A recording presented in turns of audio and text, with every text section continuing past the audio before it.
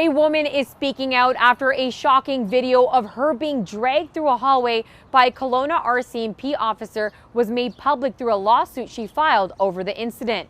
Mona Wang is a nursing student at UBCO who is looking to become a psychiatric nurse and is currently working in the neuropsychiatric ward. She says police were called to check on her wellness in the middle of a suicide attempt.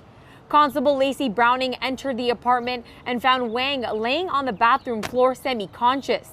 The officer says Wang had a box cutter in her hand, but Wang maintains it was on the other side of the room. If you want a vision of the future, Winston, imagine a boot stamping on a human face forever. What was your state of mind in that moment as you were getting dragged through the halls and we saw that officer step on your head? It was so degrading, and at a time where I was so vulnerable, I don't know why anyone would commit that act of abuse, and I just felt so powerless because the police, they have such a high level of power that what are you supposed to do in that moment?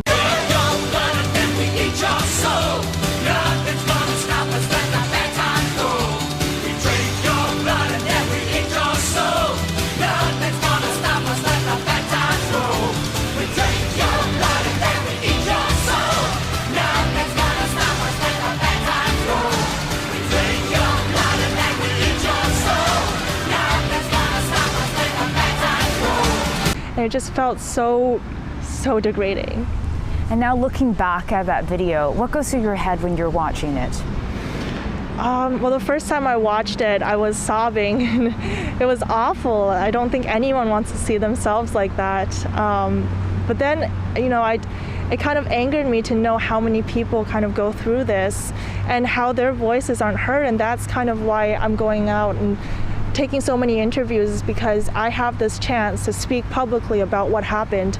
And I'm partly doing it for me, but also for so many people who cannot have their voices heard. For instance, Regis or Mr. Chowdhury, who unfortunately were killed during these wellness checks. And I think that's definitely something that we need to address. As nurses, we are trained on de-escalation skills, on how to talk to people, relational practice, different things like that.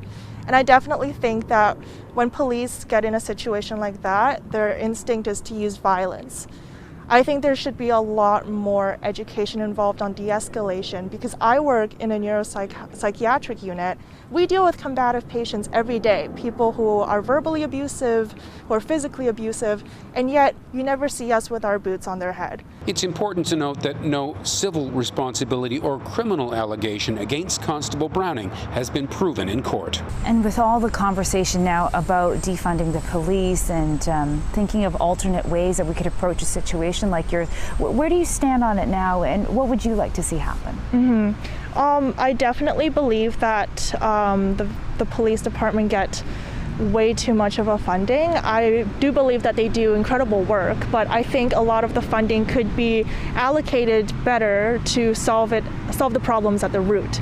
So things like addictions counseling, mental health counseling, and supports for homeless people. I think that would be a better way to spend the funding than for police to essentially put a band-aid on the problem and to solve it temporarily. If that was a loved one of mine being treated that way when they needed help and were probably expecting help and instead got that treatment, it makes me really sad.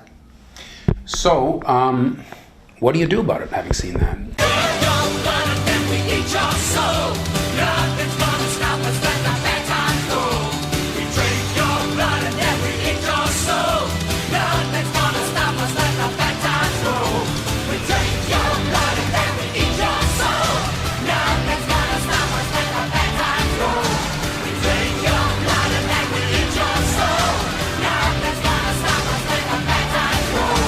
And says sharing her story allows people to see incidents like this don't only happen south of the border. Feeling so powerless, feeling like who do you go to when the person you're supposed to go to is the one that's causing the harm?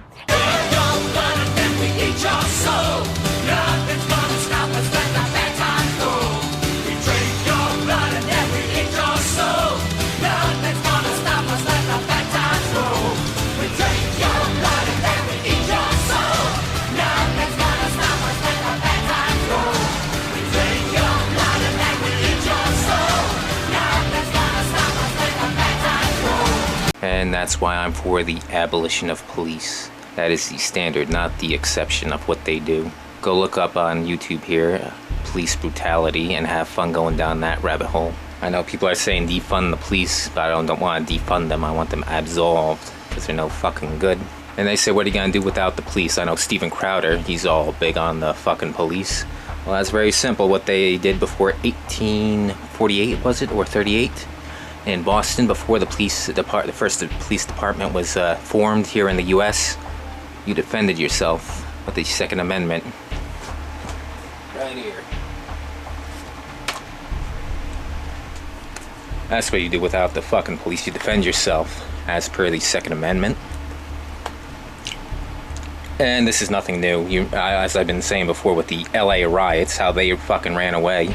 We already called police, and when I arrived here, at the beginning, I can see the LAPD, the vehicle with like 3-4 officers were there. So, oh, we have a police here, we are safe. But as soon as the gun fighting started, they ran away. Bye. Retrospect is a dangerous moment, and I was scared. But even though you're scared, you don't have much option. You have to fight. So I drove to Radio Korea and told Mr. Choi that we must tell the people to stay and defend the town. Around noon, David Kim, our attorney, came to the station. I told him that on the way to the radio station, I saw these Latinos standing in front of their houses and apartments waiting for the town to empty out. It was obvious that there were no police cars around and that the LAPD was not going to defend the town. And I told them that if we evacuated, then we would be leaving the town to the looters who would burn just like they did South Central the day before. Of course, when I was telling him this, I knew that in Korea, the Korean immigrants had served, I think, something like 3 years in the military because it was mandatory. And they all knew how to use the weapons. They were trained. I asked him if that was legal. He told me, under the U.S. Constitution, you have the right to bear arms. And that in a situation like this, of course we can defend our property. We changed our broadcast from leaving our town to defending our town. The police, when there's trouble, it was up to the people to defend themselves, particularly the roof Koreans. And that was handled much better than the police did. The only thing they did was make things worse. One ironic thing was that the policemen who were saying that they were too busy to stop the looting were actually arresting the Korean volunteers for possession of arms without permits. We couldn't tell if they were trying to protect the gangs or they're trying to protect the Korean merchants. The LAPD were telling the volunteers that they could not defend businesses or stores or areas where the actual owners were not present. Well, they're the ones who told these people to lock up and leave.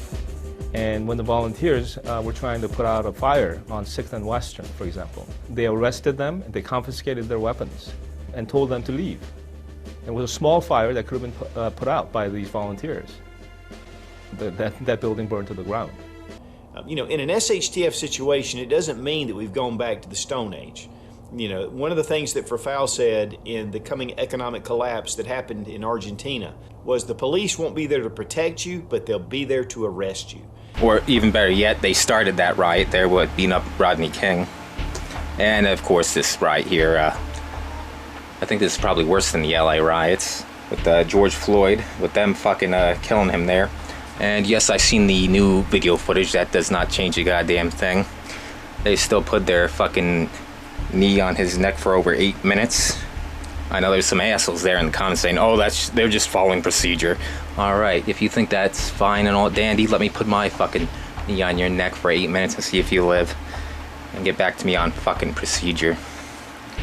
Just doing their job. Where have I heard that before? Glad people are fucking retarded. So, anyway, why I bring that up is because I'm going to be showing you some of the vests, because I seem to have the same vest as Jean-Luc here. I know I was talking about that in the comments, so I'll show off some of the vests. Getting ready for the next step of this year. Pretty bad year. First the pandemic, then the riots. Beirut had the explosion. Well, the only thing next to come is civil war, so I'm going to show you some things to prepare yourself. Oh yeah, the election around, that should there is a civil war, it would happen around there. But some people say we're already in a civil war with the riots, but whatever. And I'm glad people are preparing, but some of the stuff I've been seeing with gun-related stuff, particularly this sling here, that was sold out. Comes back on Amazon, sold out again, quickly sold out. As well as some other bandoliers and other things I was trying to buy. I was down at my gun shop. The last time I was there, it seemed about the same. Then a couple days ago, I revisited it, and I was trying to get the 308 ammo.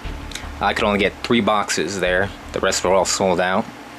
I was trying to get full metal jackets because they're usually the cheapest for about like $16, I think it was. But these ones aren't too expensive. I got the soft points.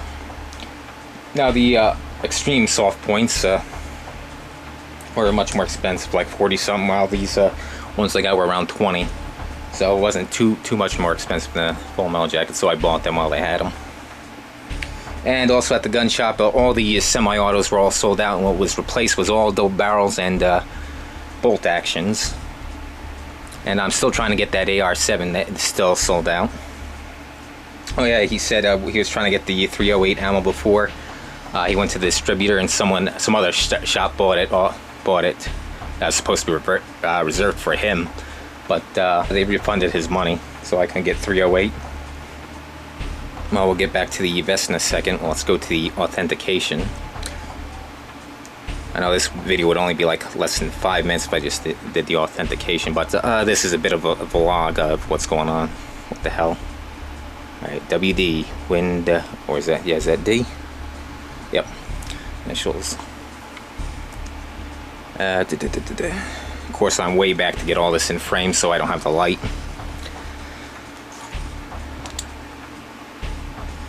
Oh yeah, that's right, and the hurricane, I forgot to mention that happened. That the power's out over my location anyway. There it is, there's the factory mark if you can see it. Yep, I can see it now. It wasn't that long for me, it was only one day. I actually used my generator over there. I'll show it in a second. I'll get to that. Oh, what am I doing? Not looking at the viewfinder to see if it's in fucking frame. Shit, fuck. Alright, we got the copyright. Alright, let's check out the initials. Yep, we got WD right there. And we got the paint splotch. So it's authentic.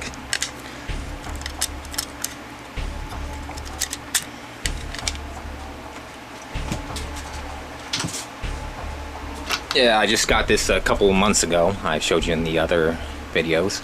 So yes, I hope you guys are preparing. This was useful for when the power went out. Although, good thing that was only one day in a practice run. I definitely need to get more of these. I was actually doing my practice run, the final boss with this, playing the TV, the system, and a fan, because it's hot as hell in here. It's like a fucking oven, because the fucking air conditioner doesn't work in here. And it's one of the hottest summers I've experienced, I can tell you that. Been out in this sun almost every single fucking day working. And because I've been working, I've been able to afford things like this. Yeah, this is the best work year I've had since like fucking 2009. So yeah, definitely useful having one of these solar power generators. But I need another one to last for over 12 hours. I need something that'll last me through the night, so because obviously it needs to recharge with the sun, solar. This didn't last that long. I eventually ran out, and then I was burning up in this fucking room. Oh, Jesus.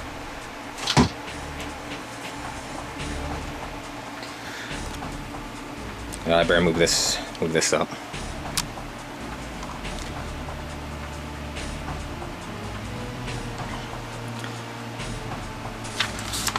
Fuck. Yep, here we go, the receipt. Right here, I got this on October 10th, 2011 for a total of $9.24. I believe the last time I checked for a complete in box it was around 40, so I'm lucky I got this when I did. I'll double check that, put it on the screen. Alright.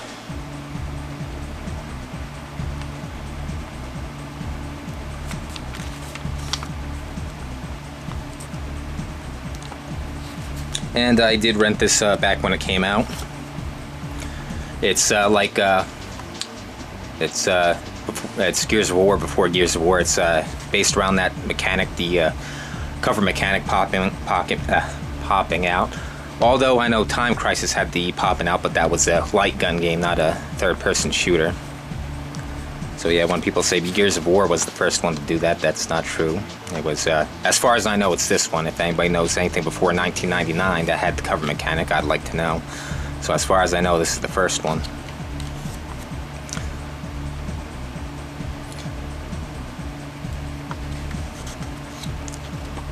Yep, they also say it's a mix between Metal Gear and Time Crisis. I got it right there in the book over there. I'll show that to you in a second.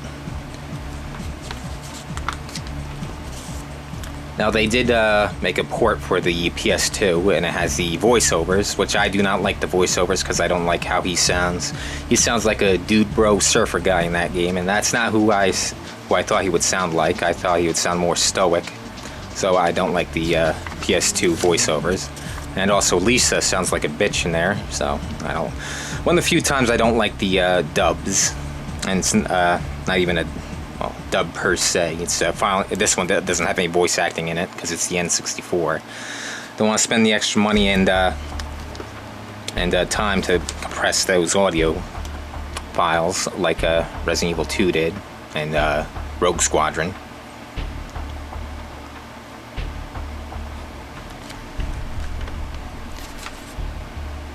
Yep, you gotta go through 31 levels in this game and then beat the final boss.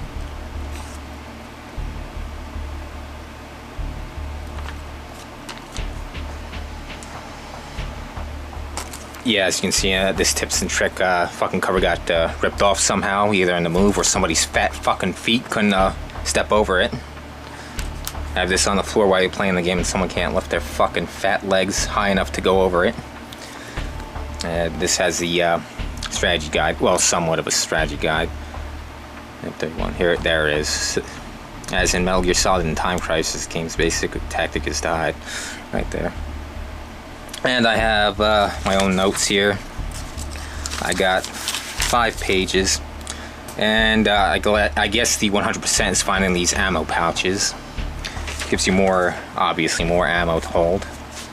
And that's one thing it looks like he doesn't have the ammo pouches. All he has is the utility pouches on his vest. I don't know why he configured that way. And not have extra ammo. And that's a big pain in the ass. I'll show you my vest in a second. Here we go, here's the box. Got it real cheap.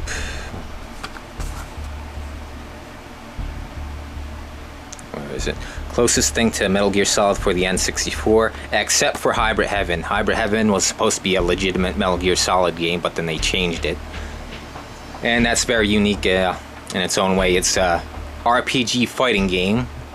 They wanted to do something different, so I guess it's closest thing to Metal Gear Solid series is the Metal Gear Acid games, where that a different gameplay with the cards, whereas Hybrid Heaven is a fighting game with the RPG with fighting game elements. You'll see that. I'll probably play that one next. Shit. And here's that vest I was talking about that Jean-Luc uses. Now this has no armor in it, and it's it's modular. You can take these pouches off and put them back in. They're strapped on by Velcro and these snaps right here. And it looks like Jean-Luc had 2 of these big pouches on the bottom, and he had something like this on top.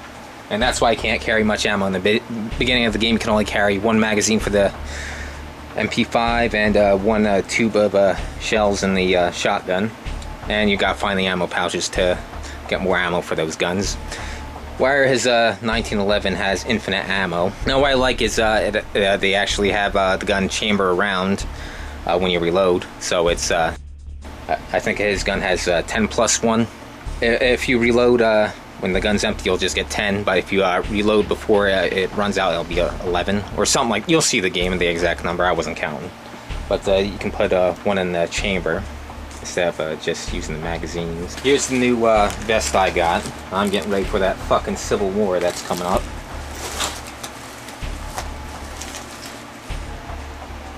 Now this does have armor in it, or should I say will have armor in it, because I'm still waiting on the plates. I got another set of plates, I'll show you. And another right here. I got another vest right here, propping up my fucking piece of shit IKEA bed that fucking broke. I gotta get fixed that, haven't had time. So now I'm having to wait, keep it together. And this is a level 3 plus plate. It'll stop up to a 5.56 going of a 20-inch AR rifle. Yeah, I was watching the videos on that. That's exactly what I wanted to stop, is because that's the most popular rifle, and that's what the cops are carrying now ever since the 1997 North Hollywood shootout. But those guys had armor, but they had soft armor with any rifle could get through, like this. Here's another one, this soft armor. This is level 2. That's, I believe they had level 2 and not level 3A. One of the guys at the bank robbery, there's 2 of them. One of them just had the vest, and one of them customized a whole suit out of the sewing it together. And this is pretty obsolete now that the cops have rifles in their car. So don't even bother with soft armor now. You gotta go for the harder plates. That'll stop them. And this is getting worn out here, right here. Starting to pull apart. Had this one for years. Basically, what number 2 will stop. I'll put up the picture and show you what each level of armor stops. Level 2 stops mostly pistol rounds. Level 3A is also another pistol rated one. And then it's when we get up to level 3 is when you start stopping some rifle rounds. Level 3 is pretty much for stopping the AK rounds. Level 3 plus is not a NIJ standard, but it's whatever the companies want it to be, what it'll stop. So double check on that when you buy these plates, what you want to stop. These I got from AR 500. From what I saw on the videos of people testing them out, what they stopped exactly what I want them to stop, is the 5.56 coming out of a 20-inch barrel, high velocity. Because that's most likely what I'm gonna fucking encounter around here. Now there's a level 4, but that's ceramics. Ceramics are hard, but they're very brittle, and they'll break. It's basically they're rated for just one shot, and they start to crumble. I know people are fucking retarded. If you get shot more than one time, you're in a bad situation. That's fucking retarded. Like somebody shoots at you once and says, he didn't die, I'm gonna go away now. Now they're gonna keep shooting you until you're fucking dead, you fucking retard. Whereas these steel plates can take multiple hits. And that's why I prefer the steel to the ceramics. If with the ceramic, if you get shot twice in one spot, the second one's going through. Now, potentially the ceramics can get 6 shots. I saw them doing that if they get 6 separate spots. But ceramics are only rated to stop 1 shot, so that not much useful to me. So that's why I went for the steel. Even though the ceramics can stop higher, more powerful cartridges, like the 30-06 armor piercing. And now back to the vest over here. Like I said, it doesn't have the steel plate in the front, but I do have the side plates. I'll show you that. I don't want to pull out the plates. Now these I got faster, and it's a good indicator that people are fucking preparing, because it takes so long to get the front plates, front and back plates, basically the same thing. It takes so long for them to ship. This only took, I don't know, 2-3 weeks, something like that. Not very long. It seems not many people are buying the side plates, but I want armor all around. And now with the Molly, that's a new thing that's right here. It uses the straps right here, so you can customize the vest any way you want. And the way I want it is have the max amount of ammo here. Let me move it out of the way. Now I know Reed Hendricks, he says he doesn't want anything on the front, but I understand what he says. He wants to go prone, but where I'm going, you don't want to go prone on a concrete or the roads. I'm not out in the woods per se, and if you're gonna go prone, it's gonna be somewhere hard where the bullets can go horizontal when they hit you. The bouncing bullets that can kill a man even when he believes himself safe under cover, behind this car or this one. In this demonstration, the instructor aims at a clay pigeon well in front of the car. The rifle shotgun slug does not leave the roadway like a rubber ball at the same angle that it hit. It has ricocheted almost parallel to the ground to pierce the target under and behind the car. With targets at ground level, the instructor aims at the silver tape, a good deal closer than the balloons. Think of one of these balloons as your head, and you may change your evaluation of safe cover from ricochets.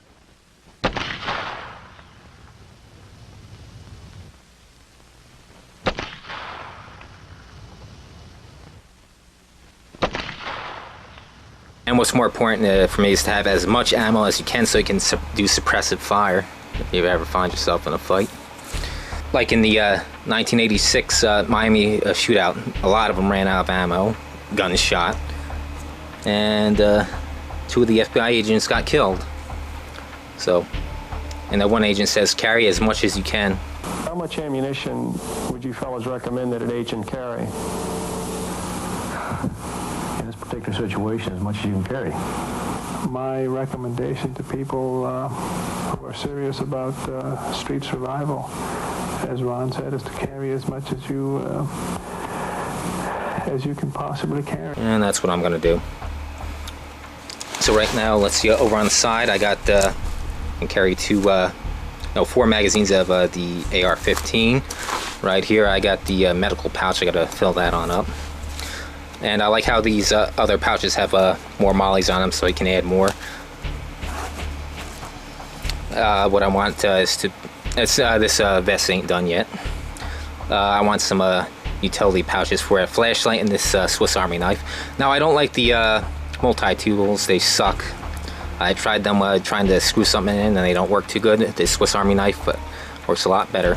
So that's why I'm going with the Swiss Army knife. The only thing the multi-tool works better at is it has the fucking pliers. But other than that, I don't like them. They move all the fuck around. You can't get a good grip. The thing flops around. Having trouble screwing things in. So that's why I don't have that. And then we got another 3 pouches that hold 2 apiece. So that's 6 AR magazines or AKs, whatever. I never tried the AKs sometimes. But I do know the AR-15. So you get a max 10 magazines on this vest for the AR. And then I got the, as you can see, this isn't done yet. I want to get another 4 pouches of a pistol. And I got a knife here. This I want to replace. I buy another knife, all black. So that's temporary here. And right here I got my Baby Eagle right here. And I bought this holster here because you can add more magazines. You got 3 on the outside plus 1 on the gun, so that's 4. So, and you can get 6 up here. So 10 magazines for the pistol and the rifle. And I have this in the cross draw configuration. 1, because it's hard to get out if you went straight up, or if I had on my right hand side. Either way. And if you're sitting in the car, it's easier to get, or sitting down. Period.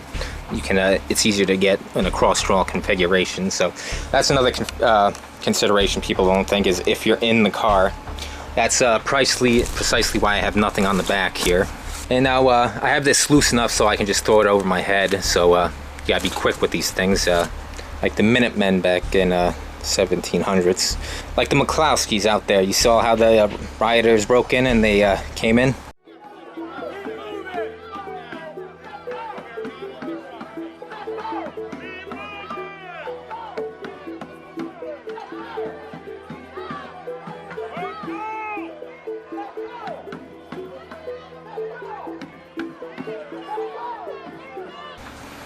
If that ever happened to you, you gotta be ready quick. Have this gear like that. And that's why I have this loose so I can just throw it over my head instead of unstrapping it here, and that takes too fucking long. And that, like I showed over there, that's all fucking ruined from taking it on and off throughout the years. And that's pretty much it. I hope you guys are preparing for the election this year, because if there is a civil war, that's gonna be when it is. And let's see, that's pretty much it. I wish I could got more ammo for my 308. Only could get, here we go, 3 boxes instead of the 5 that I wanted. I want to have at least 100 rounds. Okay, there's your price, $21.95. I did get some bird shot though. Yeah, it's not like they were sold out. It's just you couldn't get certain things. The gun shop was stocked, but not with what you wanted. If you want double barrels, they got plenty in. And for my 308. Oh yeah, real quick. If you get a heavier caliber like a 308 like this, make sure you get a heavy gun. Right here, this one was an impulse buy, so now it's light with the fucking plastic, so when you fire it, it feels like somebody's kicking you in the fucking shoulder with this thing.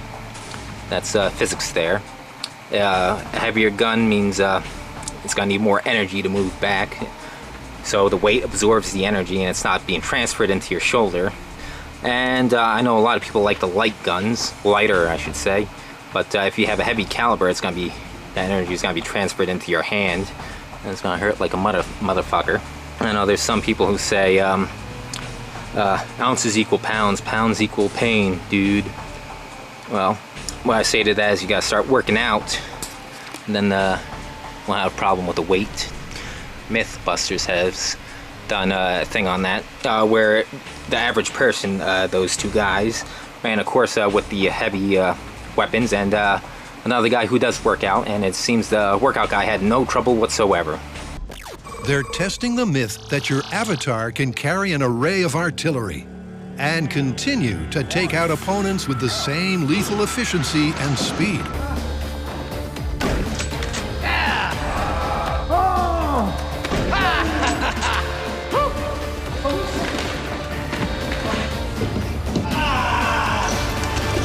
You made it.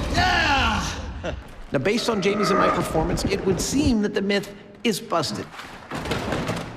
But while we are in reasonable shape, we're nowhere near close to that dude that you are controlling when you play Doom. That's where this guy comes in. Ladies and gentlemen, let me introduce you to Brendan Shaw. He is a UFC heavyweight contender, and at 6'4", 245 pounds, and an expert in many martial arts. He is in every way equivalent to the dude you are controlling when you play Doom. He's so fast that before the guys know it, Yes, sir! it's a stunning result. Because even loaded down with 9 weapons, 3 medikits, and 2 ammo boxes, Brendan's time was not slowed in the slightest.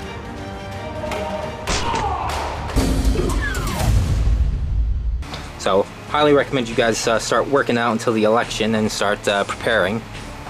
And as before I go, I have put a pad here to alleviate all that recoil in the gun. So if you do have a light gun, they have them. And I got the bandoliers to hold the ammo for my gun. And I got these Vietnam bandoliers here to hold the magazines. This is a Remington 770. This one takes magazines here, as opposed to the 700 where you load one at a time. That's also another reason why I got this. The 770 is the economical version of that gun, and it has magazines. Unfortunately, there's only 4 shots per magazine, and no, I couldn't find any higher capacity magazines. And the reason why I got this Vietnam bandolier here is because it fits these perfectly. And don't worry, this isn't historical, they're unissued. As far as they said on Amazon anyway. They weren't actually used in the Vietnam War. Probably somewhere in a warehouse. As far as they said, I don't know if it's authentic or a reproduction or whatever. That's what Amazon said, so that's about it. I'll see you guys in the live stream.